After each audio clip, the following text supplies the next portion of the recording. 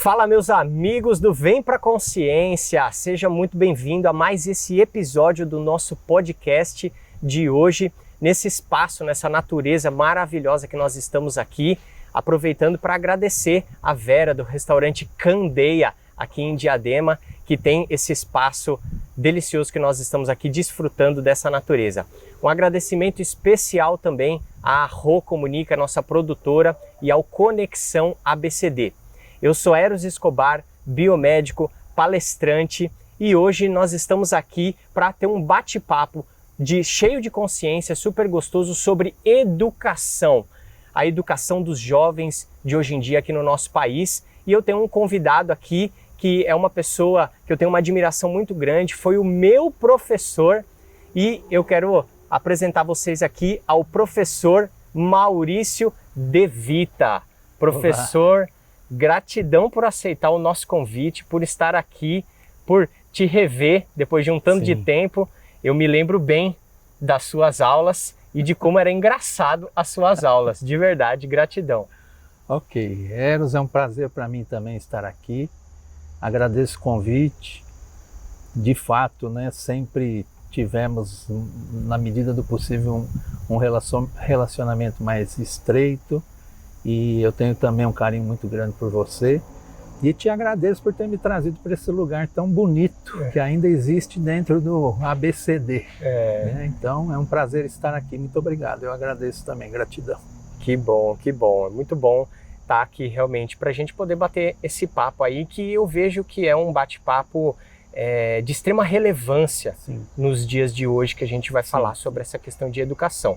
Mas antes da gente entrar assim no assunto em específico mesmo, eu quero que você conte para nós um pouquinho da sua trajetória dentro da educação, né? Como que você começou, primeiro como que despertou a vontade de ser um educador, de ser professor, porque é uma tarefa árdua, é uma missão árdua, não é verdade?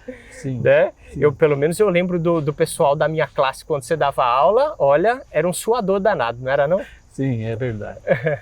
Bem, em 1989, né, começou a minha trajetória pensando em carreira, né, profissionalmente falando. Em 89 eu fui aprovado no vestibular da FEI. Minha intenção era fazer engenharia mecânica. E então, durante o período que eu estive na FEI, até segundo semestre de 90, eu tinha as condições da minha família com relação à ajuda financeira, né? Antes disso eu já tinha trabalhado numa indústria e, financeiramente falando, era possível fazer o curso de uma maneira mais tranquila, porque naquela época o curso de engenharia na FEI era integral e diurno vespertino, não tinha o curso noturno. Hoje já é oferecido o curso noturno com a mesma qualidade que se oferecia antes. Então eu me vi na obrigação lá em 90, segundo semestre, de procurar alguma coisa para que eu conseguisse conciliar a escola, a faculdade, com um trabalho, alguma forma para trazer condições para ajudar meus pais no pagamento dessa mensalidade, né? Eu conto isso porque foi aí que eu me vi dentro da sala de aula, porque na época o Estado procurava muito professores de física e matemática, porque faltavam na rede. E na época você ia até a escola, não era na diretoria de ensino como é hoje, você ia numa escola, você dava seu nome para ser um professor substituto, né? No caso, era chamado professor eventual. Então, tal professor faltava, o eventual está na escola, ele assumia. Então, eu recebia pelas aulas que eu substituía esses professores. E ajudou bastante, mas de tudo isso eu não me lembro da questão financeira, de verdade. Eu lembro que ali eu me vi realizando algo que eu não imaginava que era meu sonho, que era de estar com os alunos, estar com seres humanos, trabalhar sabendo que você pode mudar a realidade das pessoas, tanto para o bem quanto para o mal, mas o professor, sim, ele tem um papel muito importante na sociedade, principalmente hoje, sempre foi, mas hoje em particular, depois da pandemia. Mas naquela época, então, eu percebi, nossa, é muito bom dar aula, é muito bom ter essa troca com os alunos. E eu comecei lecionando já na época quinta série e colegial, que hoje é o fundamental anos finais, né, sexto ao nono, e para o ensino médio. Então eu me identifiquei muito com os adolescentes, né? Comecei também a fazer substituições para os alunos menores, então até hoje, quinto ano, na época quarta série, trabalhando a matemática, e aí eu vou explicar por quê. Então chegou um determinado momento que eu percebi que não era engenharia o que eu queria, e eu gosto de matemática, eu queria realmente ser professor de matemática. Mas nesse meio tempo surgiu uma oportunidade de eu trabalhar no setor de informática de uma indústria alimentícia, lá em Santo André, que hoje não está mais lá, mas tem em Jundiaí um depósito de distribuição, né? E surgiu a oportunidade para que eu participasse do grupo do CPD na época, Controle de Processamento de Dados, então faz muitos anos. Eu consegui conciliar a escola como professor, esta oportunidade nessa indústria alimentícia e também com a engenharia, né, com o curso de engenharia. Porém, em algumas aulas do curso de engenharia eu não estava conseguindo participar, porque chega num determinado momento, pelo menos na minha época, você tinha aula no período da manhã, depois você voltava para o final do vespertino ou início da noite, e eu tinha que optar. E eu optei pela matemática, optei pela docência. Então, prestei um outro vestibular, passei numa outra faculdade, na Fundação Santo André, fiz o bacharelado em matemática, que vinha ao encontro daquilo que eu estava trabalhando, que era informática, que na época era bacharel em matemática com ênfase em processamento de dados. E um professor professor Aristóteles, que eu lembro até hoje, conversando comigo, ele falou, mas para que você seja um professor mesmo e poder ter certeza de que você ficará na sala de aula, você precisa de uma licenciatura. Então foi uma observação muito importante para mim naquela época. E eu fiz depois mais um ano de matemática, mas na licenciatura. Então, de fato, eu me formei bacharel e licenciado em matemática, o que me dá direito a lecionar para o Fundo 2, né, que são os anos finais, e para o ensino médio. Evidentemente que na educação você então tem que conhecer a ciência da educação, que é a pedagogia. Então eu fiz o curso de pedagogia. O curso de pedagogia me habilitou para a administração e supervisão escolar. Fiz psicopedagogia como especialização, fiz docência do ensino superior e minha última especialização foi gestão escolar pela USP, Exalc, um campus da USP em Piracicaba. Então essa é a minha trajetória. Hoje eu estou como diretor-geral de um colégio em São Bernardo e tenho 32 anos na educação. Desses 32 anos, 20 deles na gestão e 12 como professor em sala de aula. Então se eu puder dizer, hoje eu me sinto realizado porque eu faço o que eu gosto. Eu faço o que eu gosto. Olha só que legal. 30 e quanto que você falou? 32. 32 anos. 32 anos e você pretende seguir isso por toda a sua vida. É até interessante isso, eu me lembro, você vai se lembrar também, porque conheceu, tinha uma professora, na época que eu estava na escola e tive aula com você, tinha uma professora que, quando eu tive aula com ela, ela já falava que tinha dado aula para pais de alunos que estavam na minha época. Sim. Sabe que eu estou falando, né? Sim. E eu imagino hoje que ela deve estar falando que dá, e ela dá aula até hoje. E eu imagino hoje que ela deve estar falando que deu aula para o avô, bisavô. Ela ainda está em sala de aula. Inclusive, é a professora Juraci. Deixar um beijo aqui para a professora Juraci, né? Uma querida. Uma amiga. Querida. Uma pessoa que tem um coração gigante, né? E eu tô comentando dessa história dela porque eu acho interessante, porque você vai chegar lá também de falar que deu aula para o avô do aluno que você está dando aula agora, não é? Eu já estou com algumas experiências. Já está com algumas experiências dessas. Sim. Então, ex-alunos meus que levam os filhos e matriculam. Eu sou um caso, né? Você é um caso. Tá vendo? Então, é bastante gratificante. É bastante. Eu imagino que deve ser gratificante mesmo. Você fala, poxa, eu fiz parte, eu pude impactar de alguma forma na vida dessa pessoa. Exato. Né? Porque existem as pessoas que passam pela sua história, né? Existem aquelas que ficam na sua história.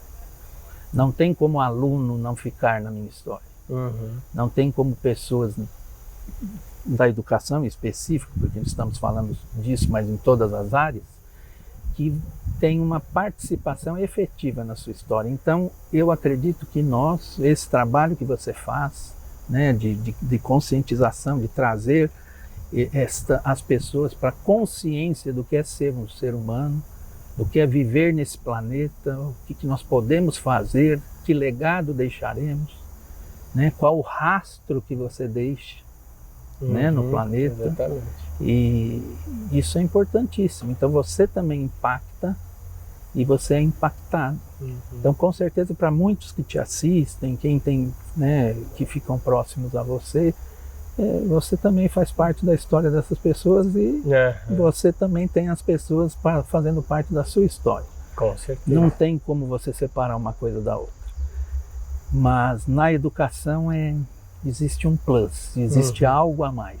Porque você está no processo de formação, independente do nível, seja na educação básica ou seja no nível superior, você está na formação. E aí a formação profissional, mas eu não consigo separar o cidadão do profissional, o pessoal do profissional.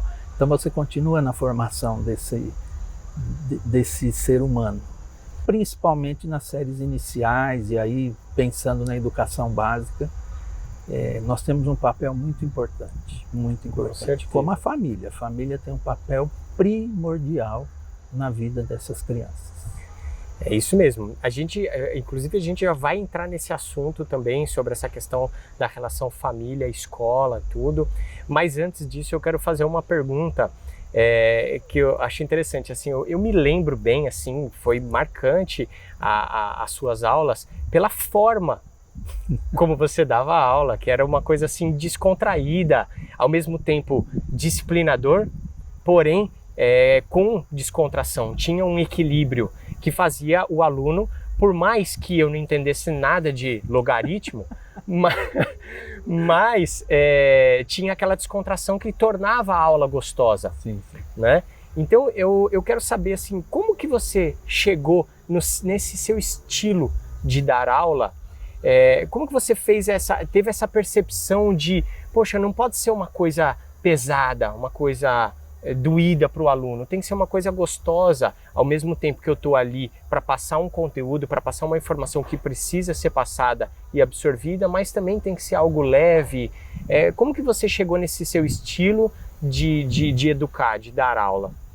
É interessante, Eros, porque a primeira coisa que, quando eu efetivamente percebi que eu gostaria de atuar na educação, foi não repetir o que os meus professores, não na sua maioria, mas a maioria, como eles lecionavam, como eles ministravam a aula, como eles davam a aula, né, como dizem, como ele dá a aula, né, como ele regia a sala. Então eu lembro que na época em que eu estava na educação básica, na época, né, alguns anos atrás, primário, ginásio, colegial. Os professores, eles entravam na sala e trabalhavam conteúdo. Você estar bem, não estar bem, você estar com sono, não estar com sono, isso não importava. Mas se você não levasse o livro, isso era motivo para você não ficar na sala de aula.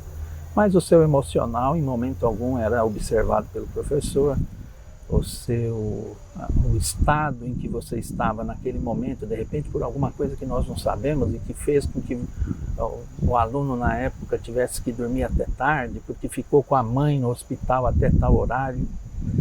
Foram realidades que eu vivi. Tá dormindo, sai da sala.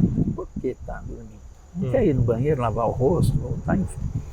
Então eu fiz não uma promessa para mim mesmo, mas eu me entendi como um profissional da educação que não poderia fazer o mesmo que pelo menos o que eu vivi. Faço votos que as pessoas da minha faixa etária, hoje eu tenho 53 anos, tenham tido experiências melhores que eu tive. Por exemplo, química. Química é assustador para mim. Porque a professora assustava, você percebe? Então eu fui vencendo algumas barreiras na minha formação também. Eu quero fazer um comentário que eu acho muito interessante. Eu não gostava de matemática. Eu não gostava de matemática. Até um dia que eu fui desafiado por uma professora de uma forma não muito interessante, mas eu me vi desafiado e eu pensei, eu vou mostrar para ela que eu sei. Quando eu percebi o que é a matemática, eu me apaixonei. E eu vi que ensinar matemática, obviamente que eu preciso ensinar, sim, passar para os alunos o algoritmo das operações, qual é o algoritmo da divisão, mas eu posso ensinar a divisão de uma maneira gostosa, de uma maneira mais prática, de uma maneira mais lúdica. E fiz isso com todos os conteúdos que eu tinha que trabalhar, do Fundo 2 ao ensino médio, trazendo o aluno para você. Trazer o aluno para você é você conseguir chamar a atenção deste aluno para ele perceber, poxa, a matemática não é esse bicho. Nossa, então eu inventava, regrinhas, musiquinhas, passava para vocês algumas dicas, mas nunca deixando de ensinar o conteúdo e o conceito. Mas eu conseguia fazer com que os alunos participassem, e aí você deve lembrar da aula. Em determinados momentos eu brincava com os alunos, chamava tal aluno para responder e era descontraído mesmo. E eu tive a oportunidade também de lecionar numa universidade em São Paulo, no curso de pedagogia. E eu fiz a mesma coisa, então não é porque era matemática, mas eu trabalhei os pensadores, os filósofos, os mestres da educação com as minhas alunas também de uma forma bastante dinâmica, divertida, com muita competência, e as alunas eram fantásticas, e foi também uma experiência muito boa. Eu penso que o professor, quando entra em sala de aula, ele não é um dador de aula. E eu falo dador nos dois significados. O dador, eu dou, não é isso. O professor está ali para ensinar e o aluno para aprender. O aluno não pode transferir para o professor a aprendizagem é dele. O professor ensina. Eu não entendi, eu pergunto para o professor. E o dador de dar dor mesmo, daquela cólica, Nossa, a aula desse professor me deu uma dor, ele é um dador de aula. Então eu brinco e eu converso. É aquela aula que você sofre só antecipadamente, Putz, vai começar a aula do X, é isso mesmo. E eu converso muito com os meus professores, com a minha equipe pedagógica, que o professor entrando em sala de aula, ele é o regente daquela aula. É ele que vai dar a harmonia, ele que vai tirar o som dali de dentro. Ele que vai conseguir fazer com que os alunos entreguem um produto final interessante. Então, quando eu entro em sala, o que eu quero que meu aluno aprenda hoje? E eu digo isso para os alunos. Hoje nós aprenderemos logaritmo. Vocês serão capazes disso ao final da nossa aula. Então é um contrato pedagógico. Enquanto eu falo, ninguém fala, e depois a gente vai trabalhar. E aí na hora do trabalhar, e mesmo no momento da explicação, era onde eu fazia essa descontração para ter a atenção dos alunos. Digo isso lá em 2002, foi quando eu saí da sala de aula. Né? Depois disso eu voltei para a sala de aula, mas já no nível superior. Né? Os alunos não tinham tanto acesso às informações como tem hoje. Não tinha celular. Se tinha um celular, já tinha celular, sim. Mas era um celular que hoje não... Era para ligar. Era para ligar. Ligar, receber ligação, ter a sua agenda.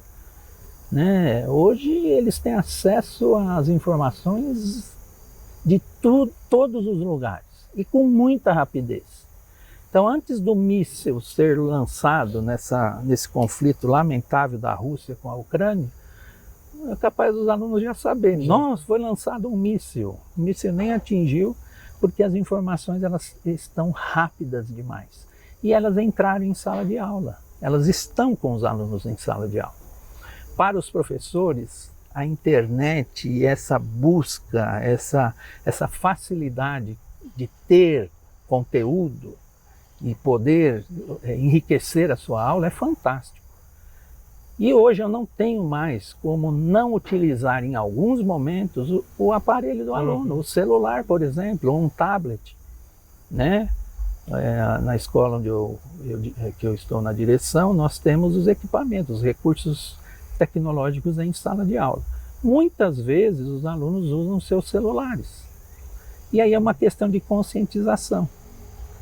Você usará o seu celular em sala de aula para determinadas atividades e utilizará como um recurso pedagógico. Então eu estou comentando isso porque lá atrás, em 2002, já não era fácil manter a atenção dos alunos. Imagina hoje. Imagina hoje, em que você concorre com um plim, e aí você vê a mensagem que o seu amigo da outra sala mandou pelo Telegram, pelo WhatsApp, não importa. E eles marcam, vamos ao banheiro, vamos beber água junto.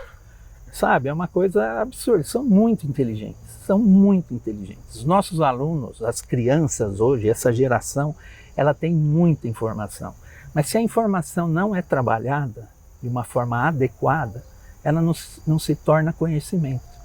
Então os alunos, as crianças, os jovens, os adolescentes, eles podem dizer, nossa, eu tenho muita informação, mas não conheço nada. Então por isso que a escola ainda é fundamental e o papel do professor ainda nunca, na verdade, os jovens hoje em dia, eu vejo que eles têm uma overdose de informação. Perfeito. Né? E aí é uma overdose de informação não organizada, e aí pela falta de consciência eles não sabem organizar essa informação. Sim. A ponto de tornar esse conjunto de informação o conhecimento. Exato. Né? E aí por consequência disso também não sabem discernir o que é positivo, o que é negativo, para poder colocar em prática na sua própria vida. Então fica aquela overdose de informação que eu até vejo hoje em dia como uma das principais causas da ansiedade que a população vive hoje, a população e os jovens principalmente, porque hoje é raro você ver um jovem que não tem ansiedade. Convive com um jovem, não é verdade? É verdade. Daí? Tanto que, por exemplo, até usando o exemplo que você mesmo deu, antes do míssil ser lançado, o aluno já sabe. Eu me recordo que no ano de 2001, que eu ainda estava na sala de aula como aluno do colegial, do então colegial, né? Em 2001 teve o atentado lá dos Estados Unidos, das Torres Gêmeas. E eu estudava no período da manhã e o atentado aconteceu durante a manhã ali, aqui em horário brasileiro, e eu só fiquei sabendo disso quando eu cheguei em casa. Você vê se isso acontece hoje, o aluno sabe na hora, ali dentro do professor dando aula e ele falando disso, né? Então essa tecnologia de hoje em dia que traz essa velocidade de informação, como você comentou, ela é muito boa e positiva, porém eu vejo que boa parte das pessoas não está sabendo usar de uma maneira consciente. E aí aproveito até para te fazer a pergunta, que é aquela pergunta que eu sempre gosto de fazer, trazendo a essência do nosso podcast aqui, que é o Vem para a Consciência. Okay. Como que você vê a consciência, principalmente dos jovens de hoje em dia, E como a gente faz para transformar? Qual o poder transformador da educação na consciência dos jovens de hoje em dia? Para despertar esse discernimento de olhar para o mundo de uma maneira diferente. Eros, é bastante preocupante, sabe, o que nós estamos vivendo. Por exemplo, essa geração agora, com 10, 12 anos, elas nasceram com uma guerra da Síria acontecendo. Então elas entendem que é natural, é normal. Eu nasci com a guerra acontecendo, a guerra até hoje acontece. A mesma coisa com a questão do Talibã, a mesma coisa aí com um pouquinho mais de idade, quem nasceu durante o processo da guerra no Iraque, enfim. Por que eu estou fazendo esse comentário? Hoje está, para algumas pessoas, esse conflito que nós estamos vivendo, né, da Rússia com a Ucrânia, nós vemos jovens entendendo como, poxa, se fosse um jogo, se fosse um game, né? E eu falo isso com propriedade porque nós oferecemos na escola um aulão para os alunos do terceirão, para os alunos do ensino médio, falando sobre o conflito. Então, os professores de História, Geografia, o professor de Sociologia, o professor de Atualidades, deram uma aula e foram mostrando para os alunos desde quando que isso, o tempo em que isso é remontado, né? Desde quando tal país almeja e por que ele tomou essa ação. Muitos não sabiam, mas sabiam que a guerra estava acontecendo, mas não sabiam o porquê. Aí um é isso, o outro presidente é aquilo, o outro que fez a sanção é isso, os países, né, ao redor, os países no mundo, o Brasil que não se manifestava, aí já se manifestou. Mas eu estou trazendo como um exemplo porque foi muito recente. E um aluno falou, mas não é que nem o da Síria? Então aquilo chamou a atenção de todos nós. Aí você vai fazer uma analogia, essa criança nasceu já sabendo que um conflito existia.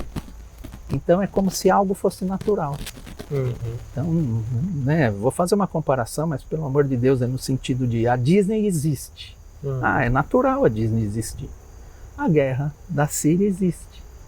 É natural. A fome na África e aqui no Brasil também, apesar de um país riquíssimo,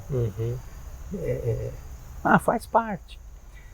Então, aproveitando a tua pergunta, eu acho que o desafio maior, e nós conseguimos, sim, conseguiremos, eu acho que não podemos desistir em momento algum, é fazer com que o ser humano, né, o jovem, a criança, não entenda como algo natural. Por exemplo, ver em pleno século XXI um ser humano puxando uma carroça cheia de papelão e de ferro. No século XIX era cavalo. No início do século XX era um cavalo, um burro que seja, um jumento. No final do século XX e agora, início do século XXI, é um ser humano que puxa uma carroça. E as pessoas passam com naturalidade. Não são todos, e eu me coloco também, que naquele momento eu posso ajudar esta pessoa. Mas o que eu posso fazer? Eu posso agir de uma determinada forma que eu evite que outra pessoa chegue ao ponto que esta pessoa está. Isso é uma visão empreendedora. O empreendedor, ele entende, né, que ele precisa mudar primeiro a sua vida. Então deixa eu me autoconhecer, né? Então o autocontrole, o autoconhecimento, vou fazer o mindfulness, enfim, eu vou ler mais, quero aprender a minha quinta língua. Então ele está investindo nele mesmo. Investindo nele mesmo, ele pode impactar na vida das outras pessoas. Isso é empreender. Empreendedorismo é quando você tem uma ação que impacta na sua vida e na vida daqueles que estão ao seu redor. seja abrindo uma empresa e contratando famílias para trabalharem, seja dando um prato de sopa para um grupo de pessoas que estão passando por necessidade. Isso é a visão empreendedora. A visão empreendedora é mudar o mundo.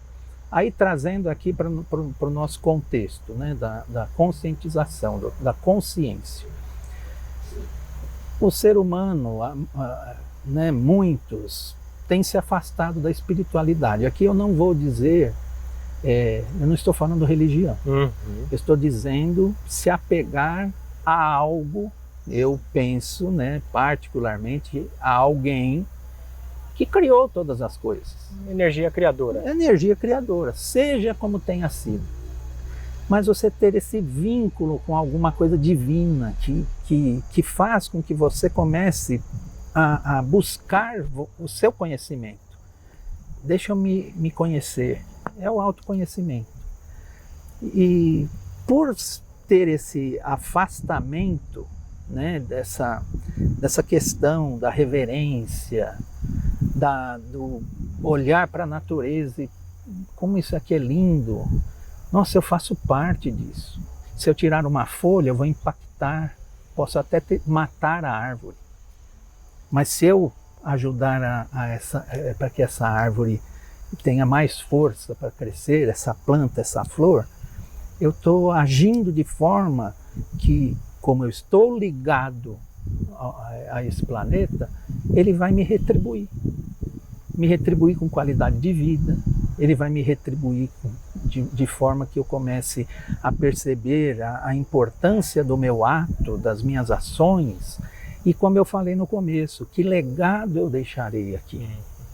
Então é uma consciência muito maior eu sou consciente do que eu faço.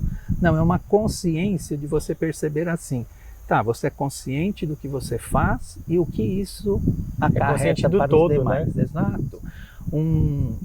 Se você me permite, um exemplo muito importante que eu acho é o filme Avatar. Né? Ali foi uma lição para mostrar que todos nós estamos ligados, enfim, que existe alguém ou algo, uma energia criadora, não importa. Então nós estamos interligados. A minha ação impacta em você, a sua em mim. Então, como os jovens estão hoje? Os jovens estão buscando uma identidade. E onde eles estão encontrando? No TikTok, no Instagram e outros que eu não sei o nome, mas com certeza eles sabem, enfim. Eu tenho uma filha de 16 anos, então eu tenho isso dentro da minha casa. Nós levamos a Letícia à reflexão sempre, minha filha chama Letícia, está no ensino médio, convive com os outros adolescentes e a gente percebe assim, eles estão pedindo um socorro. E eles encontram num determinado momento ou em determinada parte isso na escola. Seja para se encontrarem, então a escola tem uma função social sim, importantíssima, e o aluno entende que ali eu vou me socializar. Né? A função social é impactar no sucesso desses alunos e impactar também na comunidade que atende, né? Positivamente. E os alunos entendem que ali na escola a socialização é fundamental. Perfeito. Só que eles ainda têm uma socialização virtual. Então, nossa, eu tenho um amigo físico, mas eu tenho 2.300 seguidores que são os meus amigos virtuais. Você não tem condições de administrar 2.300 amigos. Então é aquela eu sigo, eu não sigo, eu curto, eu não curto. Os alunos, eles precisam entender, e aí não vai partir deles, que eles não podem buscar respostas para aquilo que eles buscam de pessoas que se dizem na internet ou nesses aplicativos conhecedoras de determinados assuntos, principalmente se for com a mesma idade dele. E é isso, eles não se relacionam com mais velhos, eles se relacionam com a faixa etária, com aquilo que é comum a eles. Então muita coisa chega de forma distorcida e vai se distorcendo, e faz com que o aluno realmente deixe de ter essa visão do que de fato são as coisas. E também eu quero chamar atenção para isso, o papel da família sempre foi fundamental, sempre, desde o início, desde a criação, desde o momento em que o homem formou uma família. Ele é responsável pelos filhos. O papel da família, não importa que família é, não estou aqui falando da família tradicional, eu vou até mudar. O papel daquele que cuida, do cuidador daquela criança, do cuidador daquele jovem, né, o responsável, é fundamental. A presença física, o toque, o abraço, o aperto de mão, o beijo, o elogio. Nunca, na minha opinião, começar criticando, por exemplo, minha filha. Você tem condições sim de começar com um elogio, mas olha, e não só na nota, mas em tudo. Olha, você sabe que você é muito inteligente, você sabe que você é uma pessoa educada, mas a tal atitude que você fez não foi bacana e eu reprovo isso. Então, a neurolinguística diz, que para você não começar algo com um não, porque o não, não perca a hora, você vai perder a hora. Vai perder a hora. Seja pontual, não esquece disso. Lembre-se disso. Lembre-se que você tem um encontro com o Eros. Isso então, poxa, mas não esqueça. O não, ele já faz com que o cérebro, os profissionais, os muito mais conhecedores, eu não estou aqui me colocando como um conhecedor profundo, da mente humana, da neurologia, mas o não é algo que o cérebro não entende, né? Não entende. E eu acho bem importante isso que você colocou sobre a questão do jovem estar buscando uma identidade. Eu vejo isso, mas é nítido nos jovens isso, como eles buscam algo fora porque eles não têm dentro. Não é verdade isso? Exato. Eles buscam fora o que não tem dentro. Mas por que não tem dentro? Porque essa geração de jovens, eles não têm justamente esse contato com a espiritualidade, foi se perdendo isso. E o que eu sinto é que cada dia mais a maioria dos jovens estão vivendo uma vida fútil. Eles dão importância extrema para as futilidades, como por exemplo, o exemplo que você deu.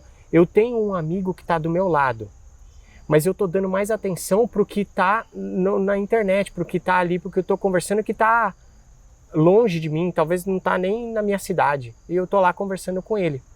E aí, quando inverte a situação, às vezes aquele que estava do meu lado num determinado momento é o que está longe, e o que estava longe é o que está perto. Aí eu faço o inverso, eu começo a dar atenção para aquele que está longe, mas que estava do meu lado e eu não estava nem aí. Exato.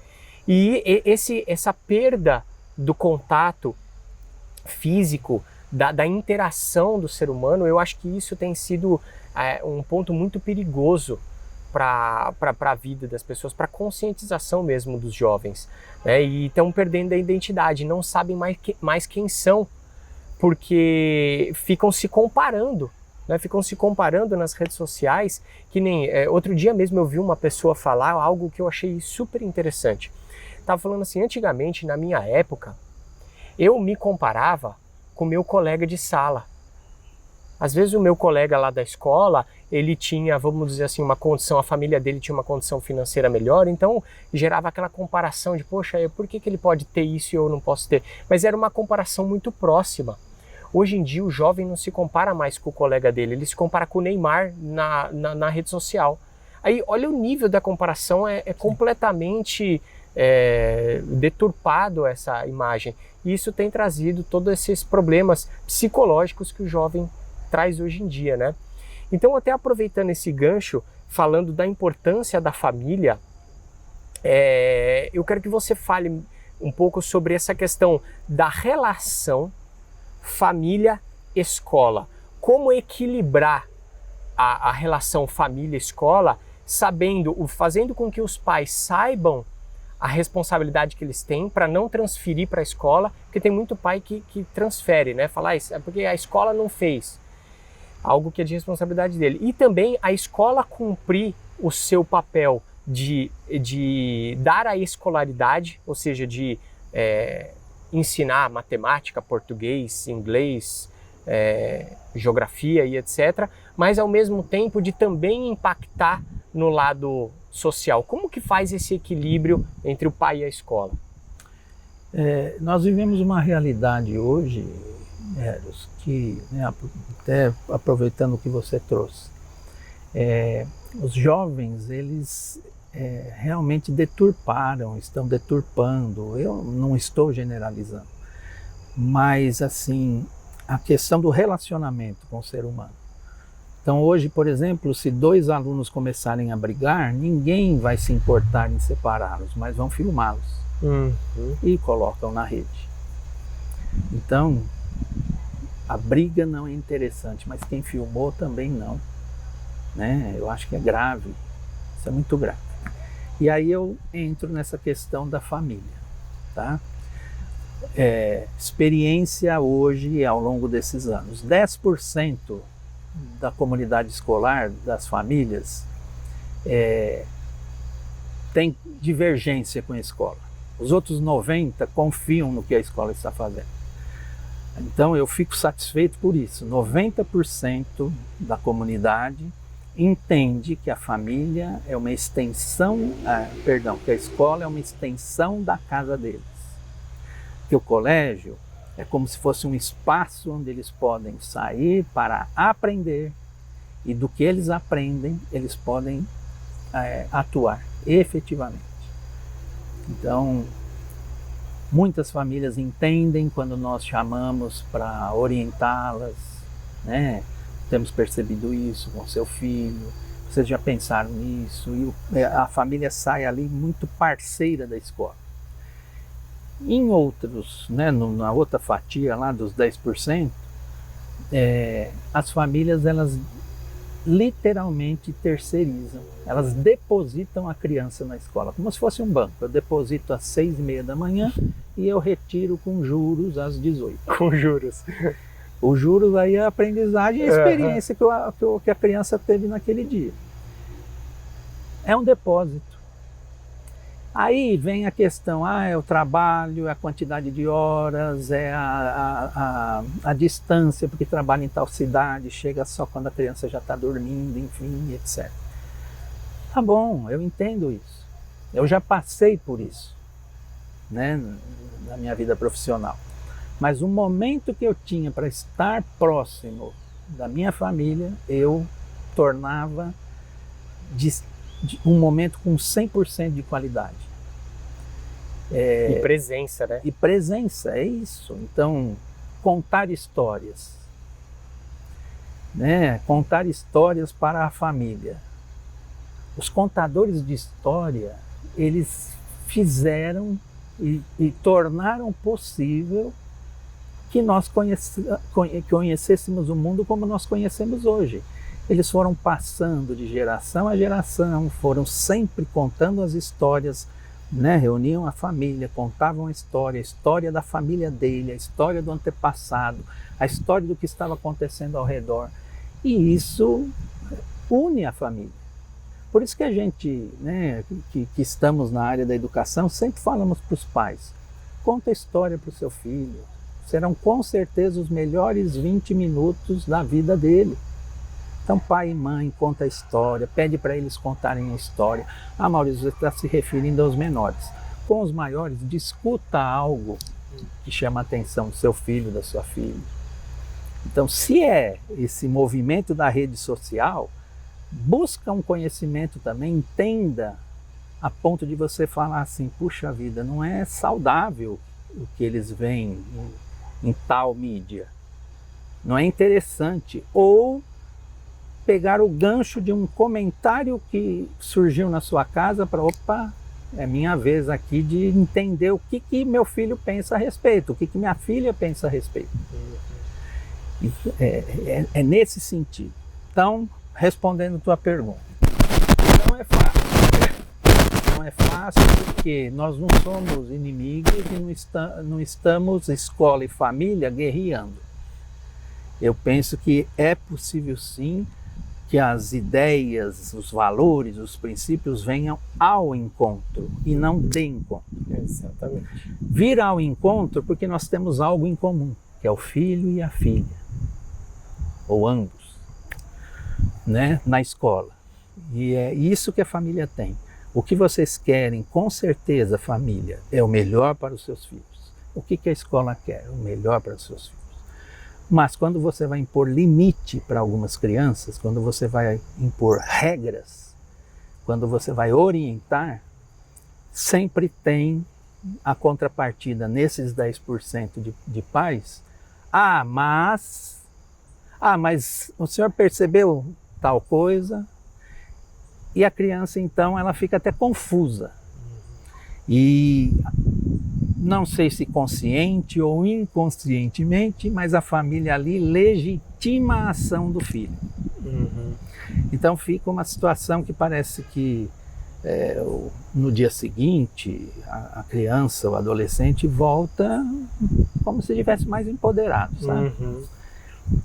E isso não é saudável nem para uma parte nem para outra parte, mas principalmente para a criança, para esse jovem, né, que está em formação.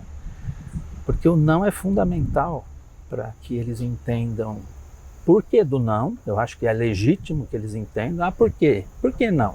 Porque não. Não. Tem um porquê não. Não é o momento. Veja tal coisa. Não aceito. Mas eu quero ir em tal festa. De forma nenhuma. Deixa eu conhecer quem vai recepcioná-los na festa, que família, a família estará lá, o que terá na festa, o que beberão, o que comerão, até quando ficarão. E aí você, evidentemente, como adulto da relação, vai estabelecer para o seu filho e para a sua filha a questão do participe ou não participe.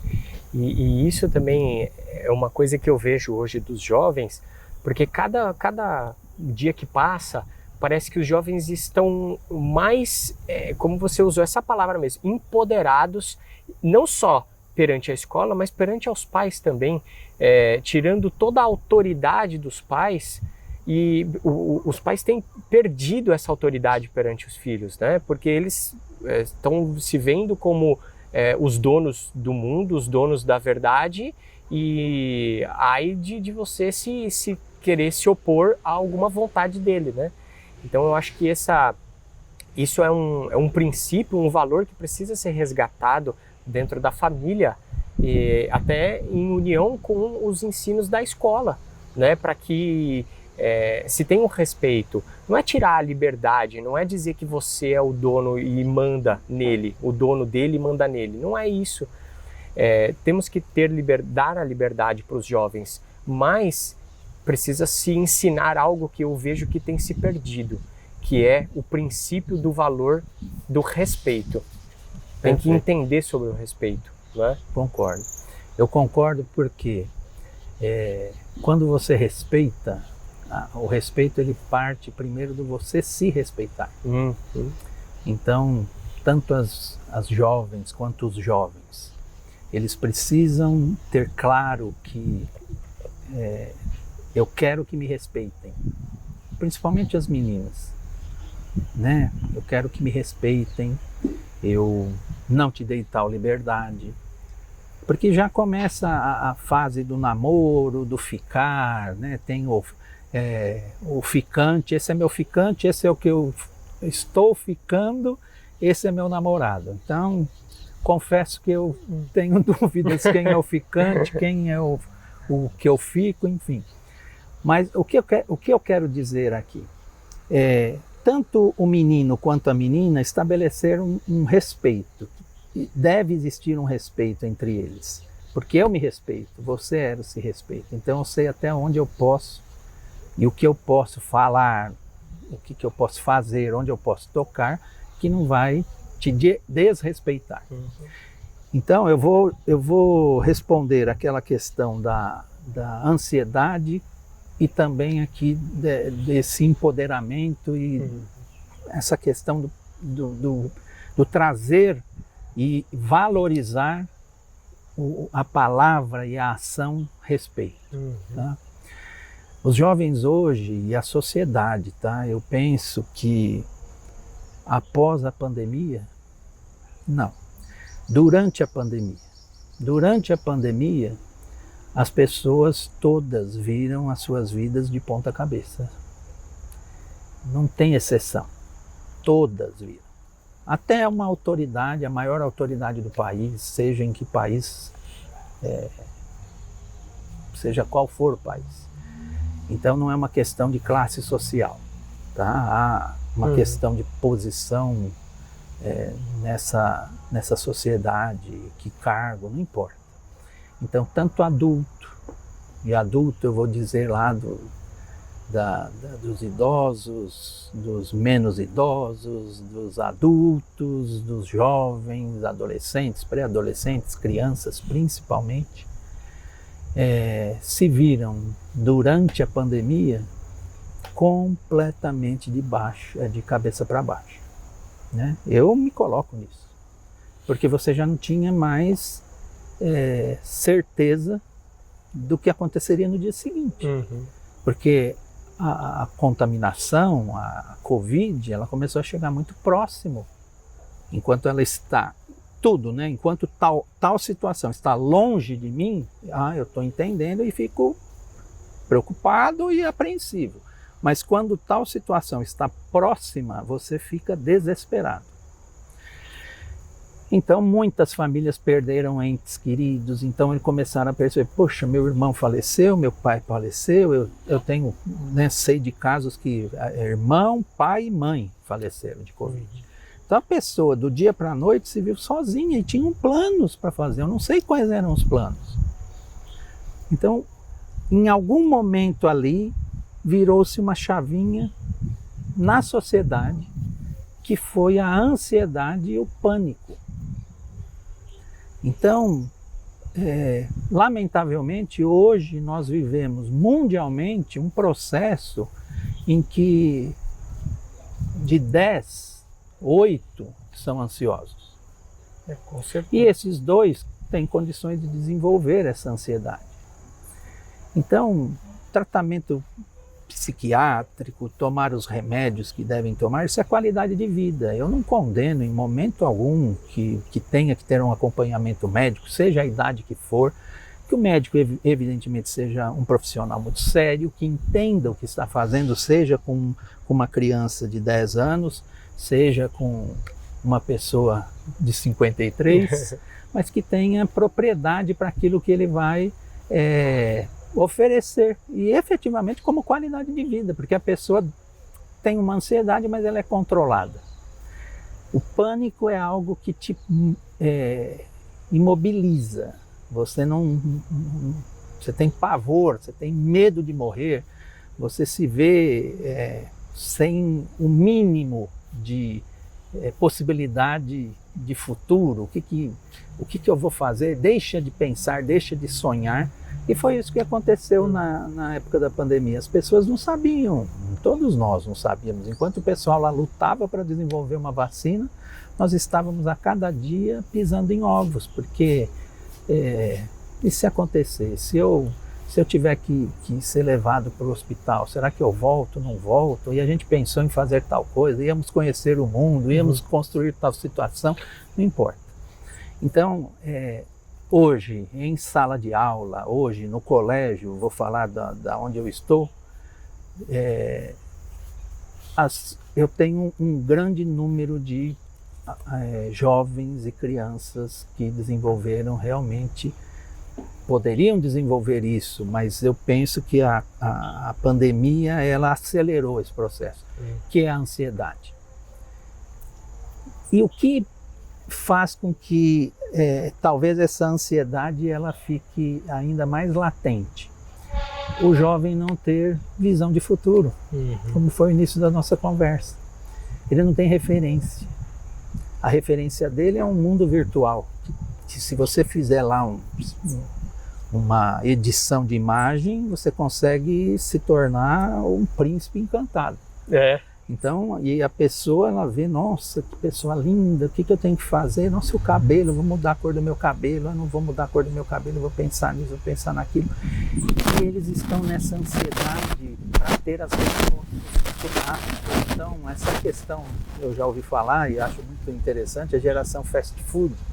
Você pede e já tem, você pensou e já aconteceu, e não ter paciência para esperar isso. Isso é não ter respeito por si próprio. Então eu não me respeito, mas eu também não sei como me respeitar. Aí de novo entra o papel da escola. Então hoje a escola nunca teve, mas infelizmente algumas famílias pensam dessa forma. Eu não vou educar meu aluno, eu vou ensiná-lo. Meu compromisso é com a aprendizagem. O meu bom aluno será ainda melhor. O meu aluno com dificuldades, eu vou levá-lo a ser bom, a confiar nele mesmo. E se ele tiver alguma situação de dificuldade de aprendizagem, o máximo dele será valorizado.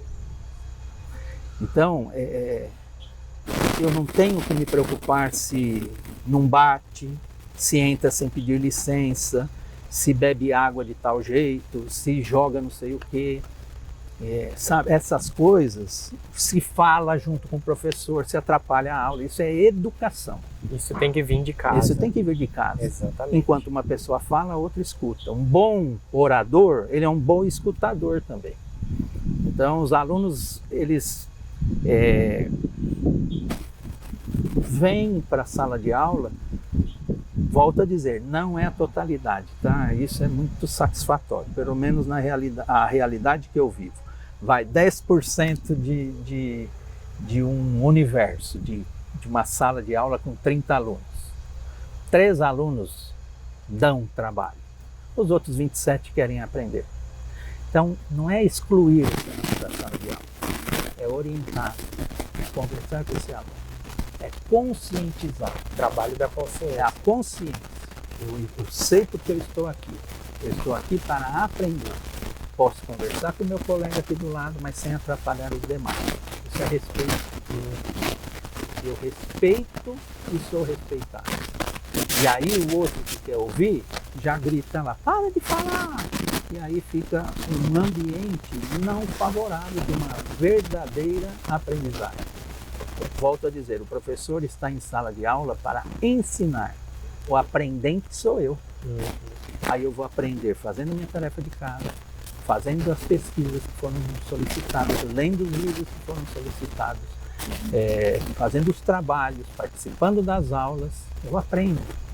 Isso é hábito de estudo. O aluno ele tem que se entender, ele tem que se ver como estudante. Estudante é o aluno que entende que estudar é a profissão dele. Então, alunos todas as escolas têm. Nós precisamos trabalhar de forma para que esses alunos percebam que eles são estudantes. Eles têm lá 10 horas do dia. Das 7 às 17 é o período que eu vou me dedicar para o estudo. Isso é uma jornada de trabalho de todo ser humano normal. Lamentavelmente, alguns não estão no mercado de trabalho, mas é uma jornada de trabalho. O aluno que só estuda, a jornada de trabalho dele é estudar. 10 horas é uma quantidade de horas suficiente. 7 horas dessas 10 ele está na escola, as outras 3 é onde ele administra, fazer a tarefa, estudar a matéria que foi dada no dia. Então, aula dada ou estudada no dia, isso é clássico, né? O professor já dizia isso. O Paulo, ele já falava bastante isso e é verdade porque você tem resultado com isso. Então, trabalhar valores, princípios, isso é em casa, a escola reforça. Trabalhar o respeito, em casa é pai e mãe, ou, como eu disse, o que cuida, o cuidador dessa criança, desse jovem. E o jovem que percebe que existe um limite, que vai até onde começa os seus direitos, e aí eu tenho direito de cobrar os seus deveres, esse jovem, ele é feliz na sociedade, ele é mais centrado, ele busca ficar mais consciente. Eu vejo que o trabalho do respeito, né, a pessoa se conscientizar e entender e praticar o respeito, ela cria o discernimento, a consciência realmente dessa questão de como lidar com a sociedade, até onde eu posso ir em respeito. E o respeito, ele é um valor absoluto, né? Por que é um valor absoluto? Porque ele não tem contrário. O respeito, qual que é o contrário de respeito? É a falta de respeito ou o desrespeito, mas de qualquer forma, por que ele se torna um valor absoluto? Porque se você for buscar no dicionário o que é a palavra respeito, você vai ter uma definição lá. Mas se você for buscar o contrário de respeito, se você for buscar o desrespeito, por exemplo, obrigatoriamente você tem que falar do respeito para conceituar o desrespeito. Então é um valor absoluto, não existe contrário. O contrário, na verdade, é a ausência do próprio valor, né? Então isso tem que vir na base, na estrutura, no alicerce familiar, né? Eu vejo dessa forma. E professor, até entrando nessa questão do papel da escola, do aprendizado do aluno, isso é uma coisa bem interessante também que eu quero colocar em pauta aqui na nossa conversa. Sim. Que é assim, você até colocou como um exemplo interessante de que a escola ali, aquele período dos estudos, é a profissão da criança, do jovem ali, né? Ele tem que olhar isso como o trabalho dele, né? De ir para a escola, estudar, chegar em casa, fazer as suas tarefas e tal. Mas o que a gente vê é que boa parte das crianças e dos jovens e tal, olha isso como um empecilho, putz, que coisa chata ir para a escola e ter aula e tal, não sei o quê. E aí eu vejo isso muito em função de que boa parte dos professores, e graças a Deus isso tem mudado, e você é uma dessas pessoas que traz essa mudança, do aluno gostar de estar naquela aula, né? Mas o fato é que muitos ainda não gostam e tal, e aí o fato da criança, do jovem não gostar, fica criando aquela coisa de eu não quero, e deixa para depois, e não faz, e um sufoco para fazer uma lição de casa e tal.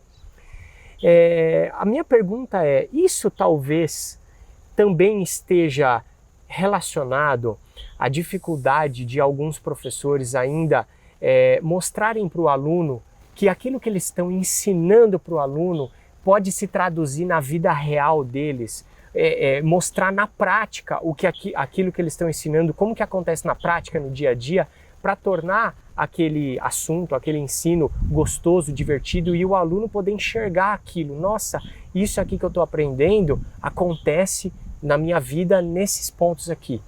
Por exemplo, vou dar um exemplo até dentro da matemática, né? O professor está explicando lá sobre matriz. Aí o aluno fala assim, mas onde que eu vou usar isso aí na minha vida? E o professor ter aquela capacidade de mostrar para o aluno aonde que ele vai usar a matriz na vida dele. Você vê isso como uma forma de fazer o aluno pegar o gosto? Com certeza, o papel do professor na sala de aula é o divisor de águas, é o professor com os seus recursos e a sua metodologia, a sua didática, que faz com que o aluno desperte o prazer de participar daquela aula. Ele se vê motivado a participar. Então, de verdade é o professor. O professor tem sim um papel importante em fazer com que o aluno se motive ou não. Por que eu falo papel importante? O professor que percebe que ele não consegue trazer a sala de aula, ou ele traz um ou dois alunos para a linguagem e o debate que ele está tendo, ele precisa rever os recursos, sua didática, sua metodologia, a forma como ele aborda determinado tema. E isso para ajudar esse professor é o papel da equipe pedagógica, é o papel do coordenador pedagógico, é o papel do diretor escolar, do diretor pedagógico. Por quê?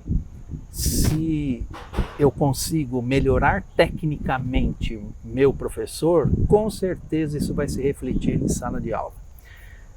De novo, eu não quero ser um exemplo aqui, não é isso, longe disso. Mas foi desta forma que eu tinha o controle da minha sala de aula. Eu fazia com que eles entendessem de uma forma, vou usar a palavra gostosa, de uma forma legal, interessante, né?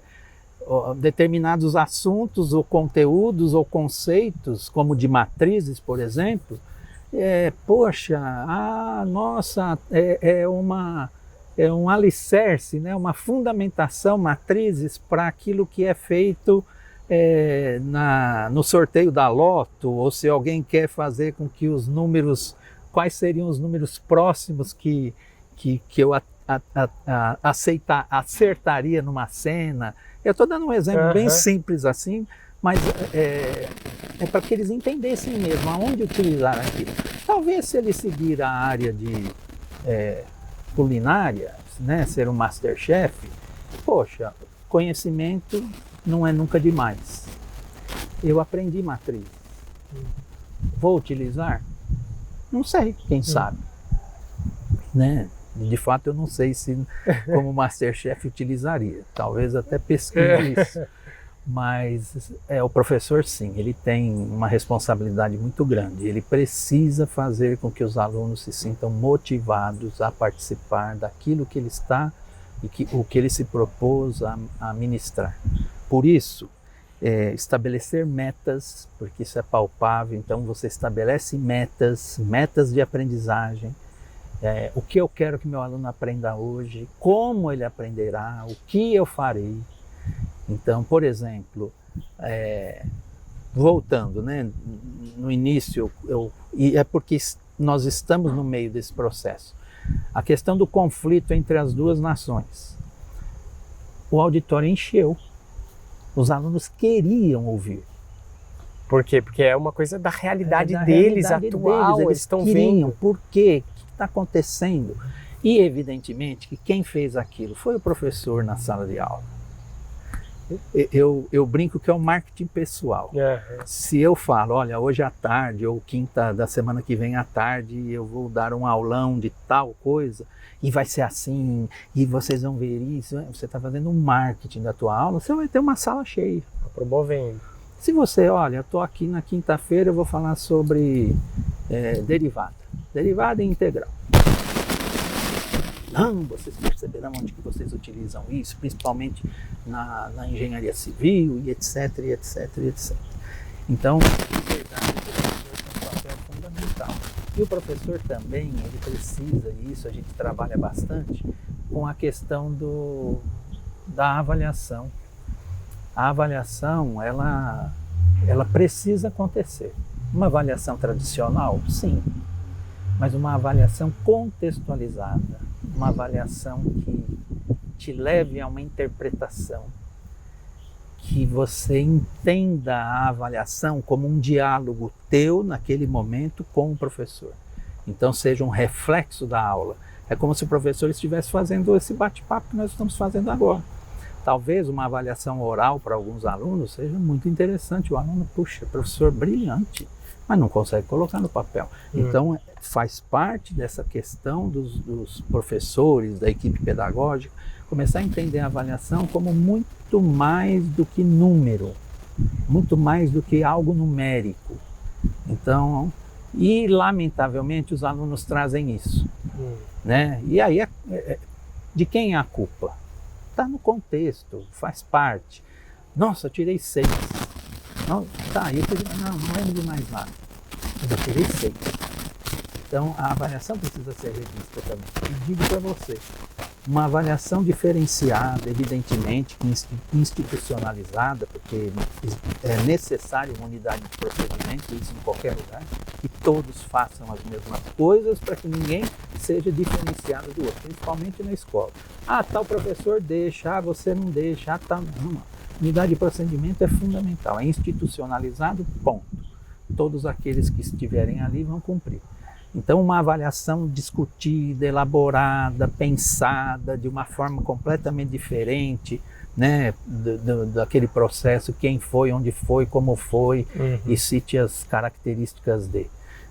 Um exemplo é a avaliação de livro para didática, prova do livro. Personagens principais, personagens secundários, características dos principais, onde foi, quando foi. Lamentavelmente, isso não trouxe o prazer da leitura para os alunos, sabe? Já mudou, faz já décadas que isso já mudou. Já é outra forma de você fazer uma avaliação do livro, por exemplo. Mas o aluno hoje, ele percebe que ele precisa ler mais, porque da mesma forma que a rede social traz coisas não muito interessantes, para não dizer ruins, ela também traz coisas boas. Então, a gente percebe os jovens conversando entre eles, eu li tal livro que é muito legal, e aí indica para o outro indica para o outro e tal. Mas o que a gente percebe de comum? O gênero que eles gostam de ler, a temática que está no momento para eles. Então eles adoram ler aqueles livros. Por que nós não aproveitarmos disso para fazer com que a minha aula fique mais interessante? Isso é uma questão de conscientização também. O jovem ter consciência de que ele pode enriquecer mais a sua leitura, o seu vocabulário, ele vai falar melhor, ele vai escrever melhor. E os vestibulares hoje têm feito um trabalho muito criterioso e importantíssimo, que é valorizar a produção de texto, a redação.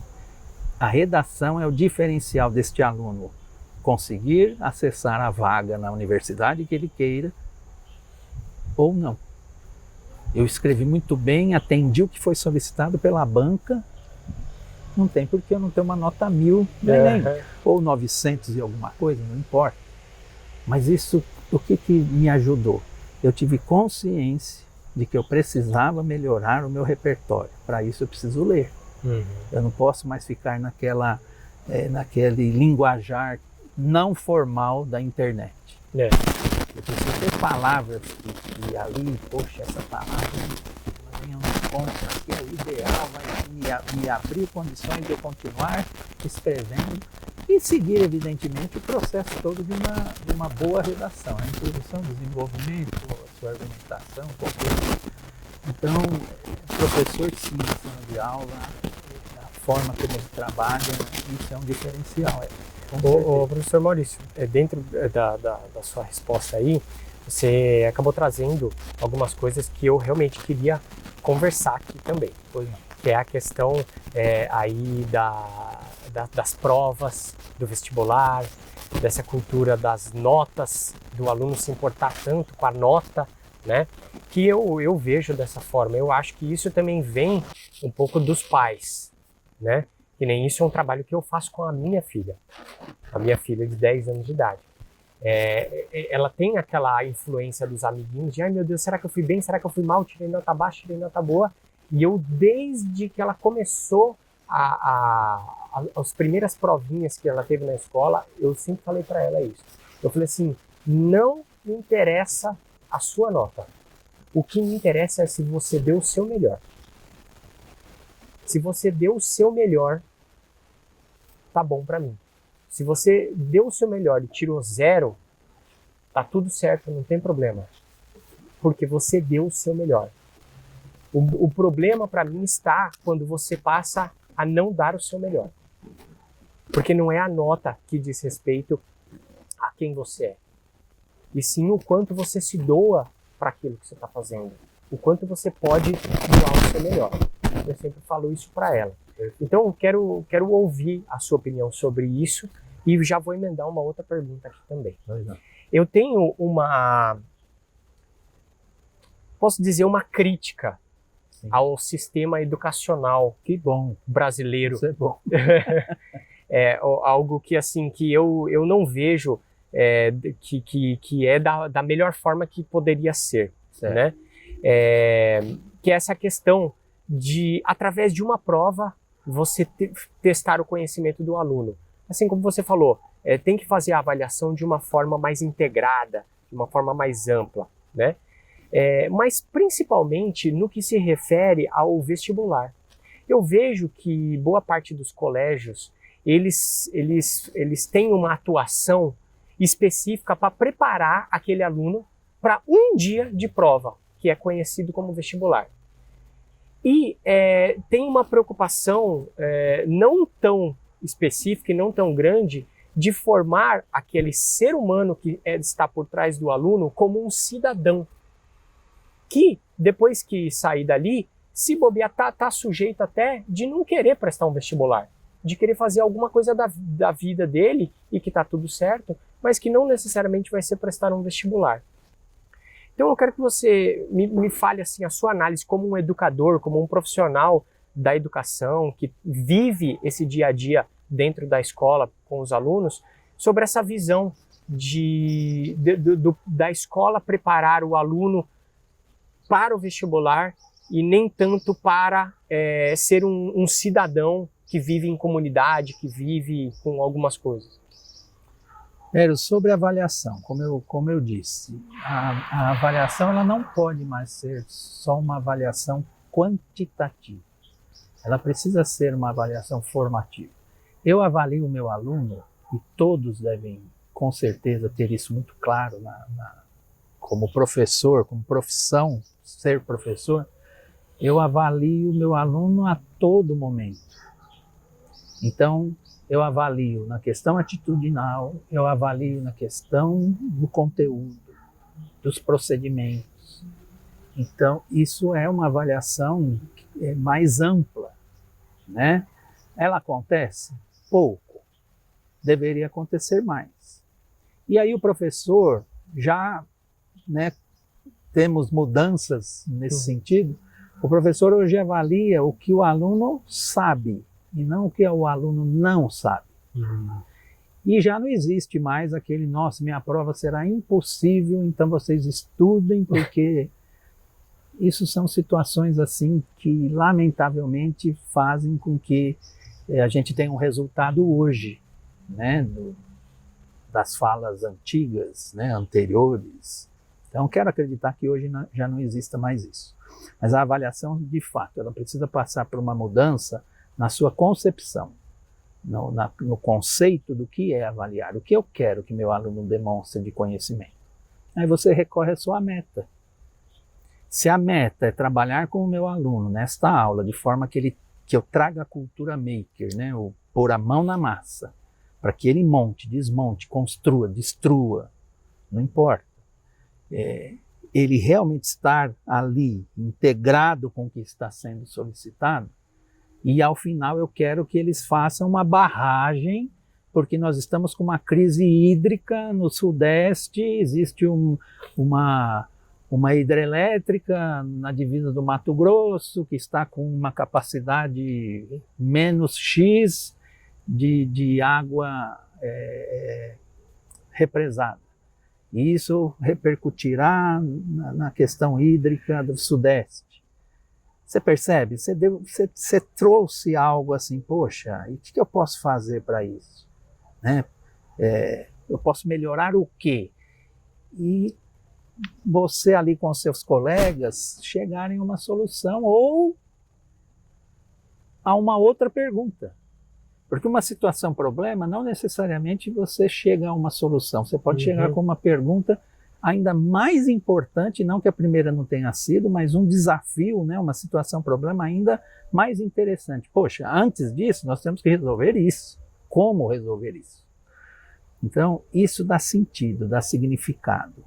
Tudo aquilo que tem sentido e significado para você, Eros, vai ser incorporado na tua vida. Porque faz sentido para você. Tem um significado. Aquilo que é simplesmente... Até porque, só para não perder a piada, pois não. A única coisa que não faz sentido é um soldado sem braço, né? Verdade. Não faz sentido. A produção não aguenta mais as minhas piadinhas aqui no podcast. Mas não faz sentido nenhum, né? Vai colocar o ser humano ali simplesmente para quê? Para ser baleado? Não sei.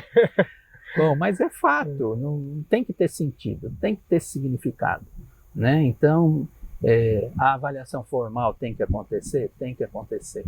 Os pais precisam valorizar o numérico. Eu entendo os pais. O pai entende também a forma como você age com a tua filha. Faça o seu melhor. E você sabe que ela fez o melhor, porque você viu ela estudando. Você viu sua filha se dedicando. Então você sabe, você deu o seu melhor? Dei. Eu fiz o meu melhor, papai. Então você sabe disso. Quando a família vê que o aluno em casa não estuda, não faz nada, e a família fica brigando, né, brigando no sentido, filho, você tem tarefa para fazer, filho, você tem isso para fazer, você já leu tal livro, e vê que o filho não se envolve da forma como deveria, ou se envolve parcialmente, ele vai exigir nota. Então ele vai, eu quero X nota, você vai me trazer nota. Porque ele sabe, ele viu, ele conviveu com o filho e a filha, com o aluno e a aluna. Então aí sim, não aceito. Você tirou 4? É que a nota acabou se tornando uma prova de que o investimento que o pai está fazendo está sendo recompensado. Está sendo recompensado, mas não é isso. O aluno ele precisa ser avaliado muito mais do que numericamente. Por isso que eu falei da questão procedimental, atitudinal, conceitual, a avaliação de conteúdo, sim, tradicional, tem que acontecer. Agora veja, nós, desde 2017, temos a Base Nacional Comum Curricular homologada, né? Inclusive para o ensino médio. A Base Nacional Comum Curricular, ela estabelece o mínimo necessário no território nacional de conhecimento a ser trabalhado com os alunos naquilo que ela chama de formação geral básica. E paralelo a isso, os itinerários formativos. Por que entenderam que deveriam acontecer os itinerários formativos? Porque você torna aquele aprendizado com sentido e significado. Porque, por exemplo, se eu quero fazer biomedicina, como você fez, eu tenho que saber matemática, eu tenho que saber literatura, geografia, história, sociologia, atualidades, eu preciso saber. Mas para você precisa saber. Quando eu falo básico, lamentavelmente, algumas pessoas entendem que o sarrafo da cobrança vai ser lá embaixo. Não é isso. É básico assim, isso é necessário para aquela prova lá no final que vocês vão fazer, que é o bendito vestibular. A outra parte, né, os demais conceitos serão trabalhados na área que você percebe, depois de uma orientação vocacional, ter um trabalho com um orientador de carreiras, estar preparado para você perceber, poxa, eu tenho uma afinidade com biomedicina. Você vai se dedicar mais para a área de saúde. Então, ciências da natureza, porque nós temos 4 grandes áreas do conhecimento. Literatura e comunicação, né, a leitura, né, códigos e linguagens. Nós temos ciências da natureza, física, química e biologia, ciências humanas e sociais aplicadas, a geografia, história, filosofia, atualidades. E você tem a matemática. Então, como eu disse, você precisa saber matemática, né? Até para fazer as composições lá do que você, né, miligrama, etc. Então, tem que saber matemática. Mas você estaria, se hoje fosse um momento lá atrás, que você estivesse no ensino médio e o itinerário formativo lhe fosse oferecido lá, você teria mais aulas de biologia e de química. Então, por exemplo, eu quero ser jornalista. Eu não vou para a área da saúde, de ciências da natureza. Eu vou para linguagem, eu vou para códigos, ciências humanas, né, e sociais aplicados. Por quê? Eu preciso escrever bem. Eu vou ler muito, mas eu tenho que saber geografia, tenho que saber geopolítica, tenho que saber muito de história. Você vai ser jornalista. Ah, mas e álgebra, geometria, você tem na formação geral básica. Então fica calmo, você tem esse conhecimento. Mas você terá um momento em que você vai se dedicar para aquilo que você quer. o aluno fala, puxa, agora eu entendi porque eu tenho que aprender geografia, porque eu li tal reportagem, tive que fazer tal atividade em cima daquela reportagem e tinha muito da geografia. Então, volto a dizer, né, lamentavelmente utilizando essa questão do conflito que nós temos lá acontecendo. É uma questão geopolítica ali. A Ucrânia e a Polônia logo ao lado, e os demais países. Existe uma questão geográfica, onde eu vou, com esta situação da Ucrânia, eu perco acesso a onde? Deixo de ter acesso a quê? A Ucrânia ali naquele meio. Eu sou importante nesse espaço por causa de determinada situação. Então, é uma discussão, é uma questão geopolítica, que tornou-se um conflito. O aluno que queira fazer ciências da computação, ou seja, o nome hoje, ciências da informação, correto, inteligência artificial, que queira se dedicar a isso, né? Se eu quero trabalhar com isso, ele terá mais matemática e mais contato com essas questões da informática. Não vai deixar de aprender história, geografia, mas isso que ele está aprendendo é para aquela prova lá no final, que é o bendito vestibular. Bom, por que eu falei do novo ensino médio? Novo ensino médio, obrigatoriamente, até este ano, 2022, ele tem que estar acontecendo, né? Ele tem que acontecer, até peço desculpa pelo gerundismo, ele tem que acontecer em todas as escolas de ensino médio do território nacional. Não é uma invenção de um ou outro.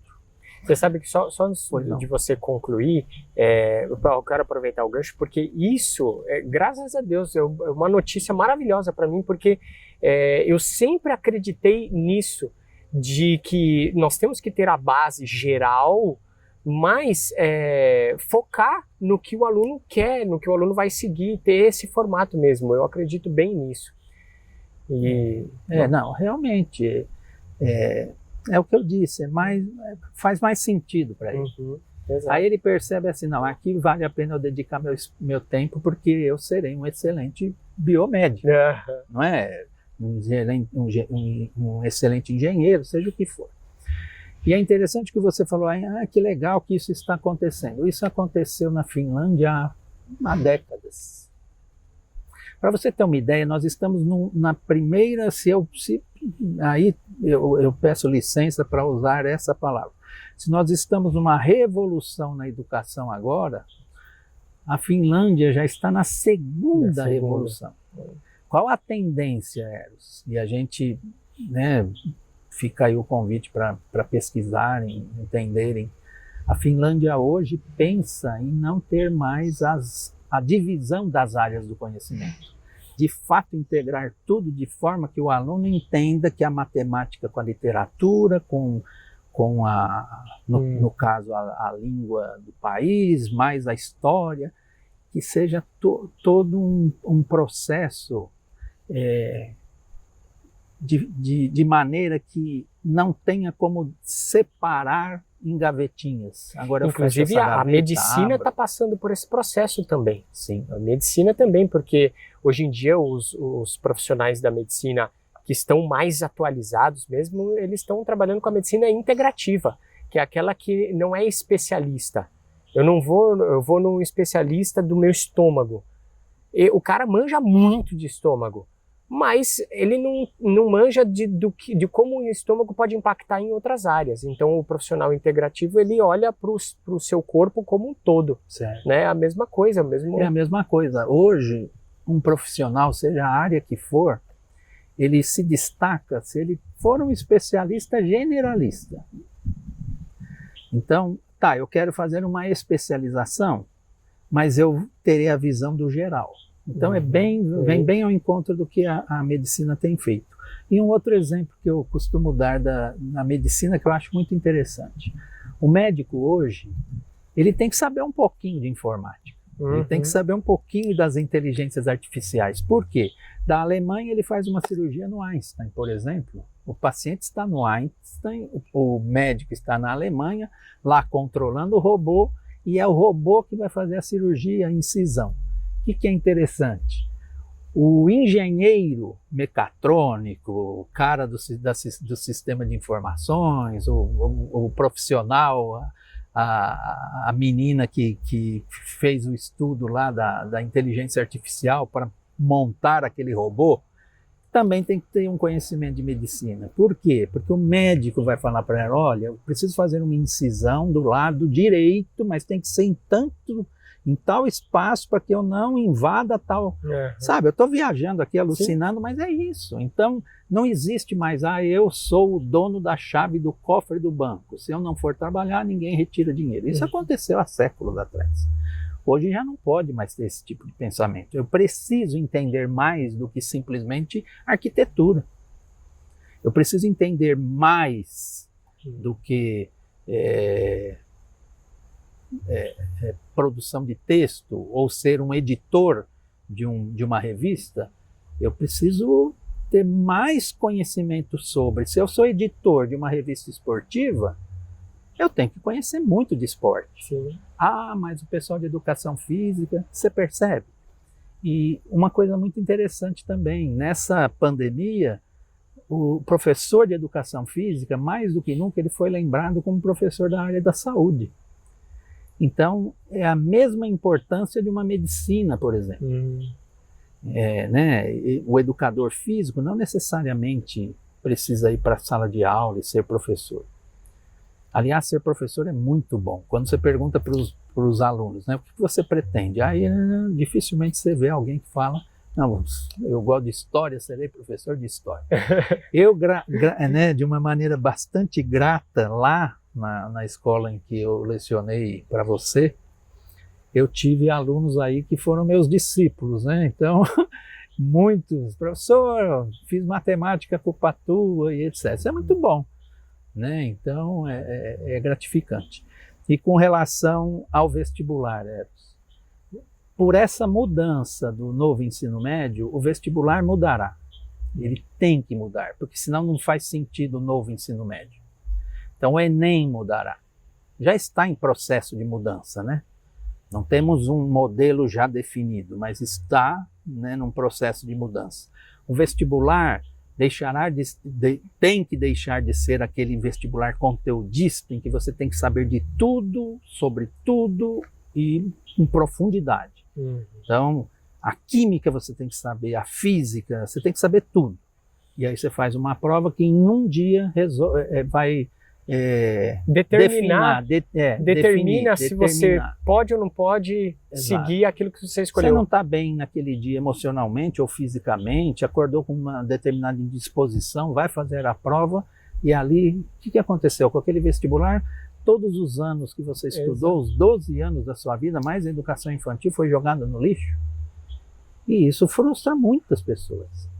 O aluno que chega atrasado para a prova aí é outra coisa, mas o aluno que não estava bem naquele dia e foi para a prova, e a prova determina seu destino, é muito complicado.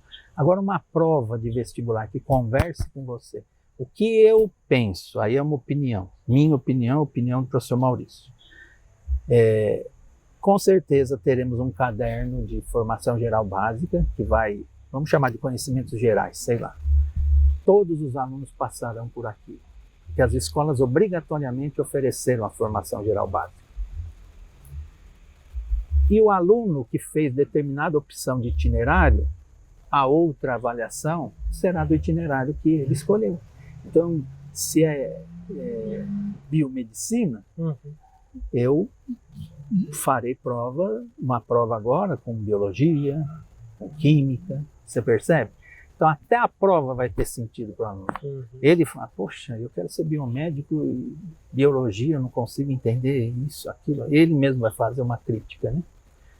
E nós, no colégio em que eu estou, nós começamos esse ano com o novo ensino médio, os itinerários formativos, a formação geral básica, com a primeira série do médio. A segunda e terceira, eles estão terminando o dito ensino médio, vamos chamar de tradicional, aquele que até 2021 estava implantado na nossa escola. Então eles estão ainda nesse processo de um vestibular menos modificado. Porém, eles farão vestibulares já com mudanças, como eu falei. Isso é muito bom. Agora, para estes alunos que hoje eles entram, né? Eles se matriculam para a primeira série do ensino médio, ele já entra nesse processo, nesse novo formato. E eu tenho visto resultados muito bons na participação dos alunos, porque não, é o que eu quero. Então, existe toda uma questão de orientação profissional, aquilo que se chamava de teste vocacional, né, que é de orientação de carreira mesmo, para que você perceba assim, é para essa área que eu vou me dedicar.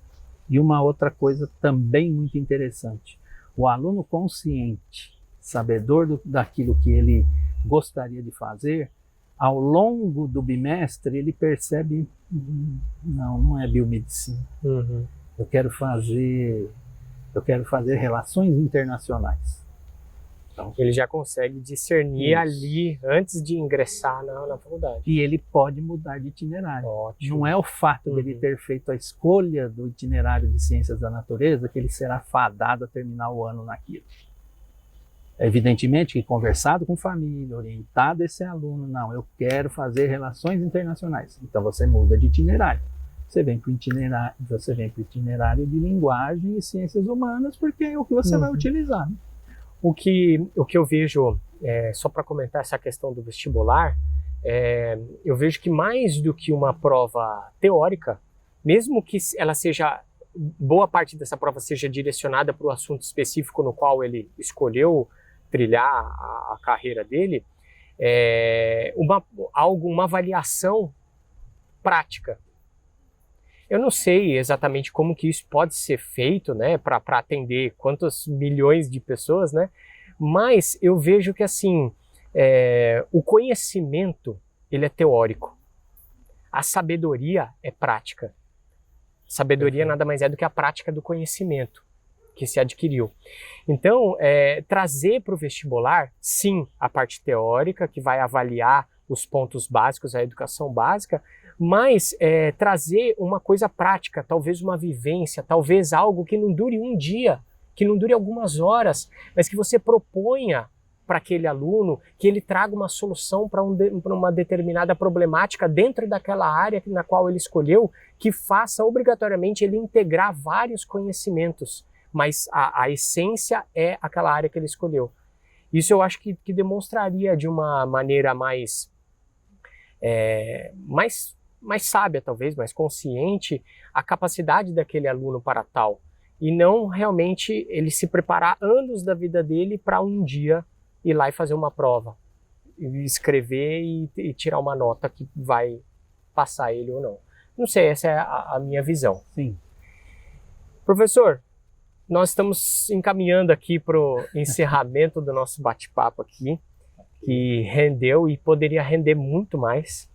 Mas eu quero aqui, antes da gente finalizar, eu quero, ainda dentro desse assunto, colocar mais uma questão aí, que eu estou aqui usando esse nosso bate-papo mesmo para tirar algumas coisas que eu acho bem importante, a reflexão, essa discussão, né? Perfeito. Ainda dentro dessa questão da formação, não apenas do aluno e do profissional, mas sim do ser humano e cidadão que vai viver em comunidade, né? Uma outra crítica que eu tenho, que eu vejo, é por que ainda as escolas não trazem, ou talvez não seja a responsabilidade da escola em si, mas o Ministério da Educação, não sei, ainda não traz como matérias, até obrigatórias mesmo, algumas coisas da formação do cidadão. Vou dar alguns exemplos que eu vejo que seriam de suma importância, principalmente no colegial, que é o ensino médio hoje, né? Principalmente no ensino médio, algumas coisas que eu vejo de suma importância que o aluno não aprende na escola. Quer ver alguns exemplos só, como direito do consumidor, administração financeira, nutrição,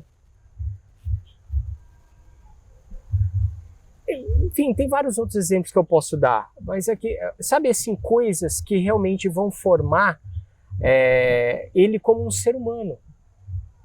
Coisas que ele usa e todos nós usamos no nosso dia a dia. E eu não vejo essas matérias sendo dadas na escola. Como você pensa? O que você acha disso que eu estou falando? Se você também vê isso, existe algum projeto para trazer? Porque eu acho que até existe, mas mais como uma coisa eletiva do que como uma coisa dentro da grade ali de curricular do aluno. Eros, novamente vou recorrer ao novo ensino médio. O novo ensino médio pensa exatamente nisso. Então eu posso oferecer tanto eletivas, né, que são os componentes curriculares de aprofundamento, eletivas, como eu posso colocar como um itinerário. Então, educação financeira, essa questão de você falou do direito do consumidor. O novo ensino médio abriu uma condição para que a escola compreenda a sua comunidade, veja a necessidade da sua comunidade e ofereça, dentro do espaço escolar, uma formação para estas pessoas mediante a sua demanda, mediante aquilo que eles precisam, ou que a escola, poxa, vamos trabalhar tal situação, não importa qual escola, seja particular, pública. Empreendedorismo é uma outra. Empreendedorismo. Então, veja, onde eu trabalho, a escola que eu estou na direção, nós trabalhamos o projeto de vida desde os menores, desde lá da educação infantil. O que é projeto de vida? O que nós entendemos como projeto de vida? Primeiro, você entender-se, ter a consciência de que você é um ser humano e que você precisa ser um cidadão transformador nessa sociedade. Poxa, já para um aluno de 5, 6, 7, 10, 12 anos, vocês já falam dessa forma? Sim. Nós trabalhamos muito a questão de valores, princípios, respeito, para que os alunos entendam a importância de conviver com as diferenças, eu aceitar que você é diferente de mim, não ter mais o preconceito de alguma situação, eliminar ao máximo a possibilidade de existir uma ação inadequada de um aluno por outro, porque este aluno tem uma situação de estar acima do peso, por exemplo, e o outro magrinho, o que se chama de bullying, né? Mas mais do que isso, mais do que não proporcionar ou minimizar que aconteçam esses bullying na escola, é você formar um cidadão transformador. Veja, trabalhar o projeto de vida ao longo dos anos, pensando na educação básica, esse aluno, e agora é um componente obrigatório no novo ensino médio, projeto de vida e empreendedorismo. Ah, que legal. Não é obrigatório, tem que constar da matriz curricular. Então não é uma opção. Até o ano passado, nós oferecíamos o projeto de vida para o ensino médio como eletiva. O aluno se inscrevia para participar. E no projeto de vida, você também entra com a questão do planejamento da sua carreira. Por isso que nós temos um orientador de carreiras, um coaching de carreiras. Porque ele, junto com os alunos, e esse trabalho é feito efetivamente, né? Não é só uma questão de o nome, o que o profissional faz. Não. Eros, você pretende fazer medicina e gostaria de fazer medicina fora do país. É feito todo um planejamento. Eros, vamos lá. Então, você pretende fazer medicina, as melhores universidades, você quer ir para tal país, seria essa. Essa aceita Bolsa Esporte, então, legal que você é um jogador de basquete e a escola tem visto que você tem um excelente rendimento e tal, isso é positivo, porque a gente pode fazer uma carta a esse respeito. Ou ter o cartão de crédito, né? A família tendo cartão de crédito, o aluno vai e faz a medicina lá fora. Como também não, eu quero fazer medicina, mas na universidade X no estado Y.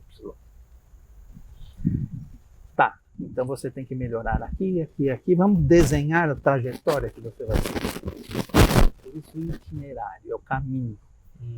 Então isso é feito, é realizado com os alunos. Então vem de alguma forma ao encontro do que você sente necessidade. E é verdade, até porque algumas escolas já em 2021 introduziram os itinerários formativos. Nós, a partir do momento da homologação e sabedores de que até 2022 nós teríamos que fazer, nós, né, o colégio onde eu estou, nós optamos por estudar. Estudamos por 2 anos e hoje a gente tem realmente a implantação de um novo ensino médio que vem ao encontro daquilo que o Ministério da Educação propôs. E voltando a dizer, para que seja mais interessante ir para a escola, não só para eu conviver com os meus colegas, não só para a questão social, mas para que eles percebam que existe alguma coisa que me chama a atenção. Então, eu acho que é bastante válido eu usar esse exemplo depois da tua pergunta. Um dia minha filha falou, nossa, eu vou terminar o ensino médio e não sei nem como abrir uma conta no banco, não sei como fazer isso, aquilo, e aquilo me chamou a atenção, e é verdade.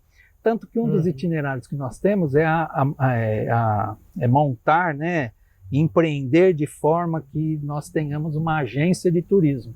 Então, os alunos estão envolvidos na escolha de um logo, são grupos, né? Logo, nome, como abrir essa empresa, o que eles devem fazer, precisam escrever uma carta, pesquisa de mercado, então eles estão todos nesse processo. E eu estou usando o que aí? Geografia, história, eu estou usando a matemática, né? Eu estou usando a linguagem, porque eles precisam fazer uma redação muito boa, eles querem um flyer, eles querem um folder, tá? Como fazer isso? Então entra a questão da criação gráfica. É muito interessante. Eu penso que nós estamos num processo aí de revolução mesmo, de uma transformação na educação. Se realmente for seguido aquilo que foi solicitado e que rege na BNCC, né? A BNCC, ela não é um projeto político, ela é um projeto de Estado. Então não é o próximo governo entra, pode tirar isso. Não é dessa forma. Então, cada governo que entra tem que entender que a base nacional comum curricular é aquela. Eles podem melhorar, como a LDB. LDB lá de 96. Ela foi melhorada, aprimorada, mas é uma lei de diretrizes e bases da educação que não pode ser mudada porque o partido X ou Y, que é aquele que vai governar o país naqueles 4 anos.